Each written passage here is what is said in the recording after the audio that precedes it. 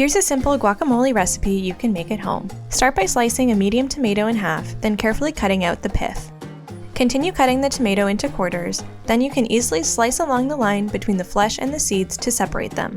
Discard the seeds because the liquid can make your guacamole too runny, then thinly slice the tomato flesh into strips, finally dice those strips and set aside. Next, prepare your jalapeno pepper by first slicing it in half lengthwise, then cutting off the stem and slicing it into quarters. The spiciest part of the pepper is the seeds, so this next part is up to you and your spice preferences. If you like it less spicy, carefully slice along the line between the seeds and the flesh and discard the seeds. If you like it spicy, leave them in and simply slice the pepper into thin strips and then into a fine dice. Set this aside, and now it's time to start assembling the guacamole. First, add the flesh from 2 large ripe avocados to a large bowl. Season with a few pinches of salt and pepper, followed by a drizzle of olive oil and the juice of 1 whole lime. A lot of people have specific preferences for guacamole, so feel free to adjust these quantities based on your taste.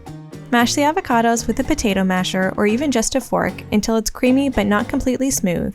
Then add your diced tomato, half an onion finely diced, as much or as little of your diced jalapeno depending on your spice tolerance, 1 clove of minced garlic, and a 1/4 cup of finely chopped cilantro. Now all you need to do is mix it all together, taste it and adjust your seasonings, then serve with your favorite tortilla chips and enjoy.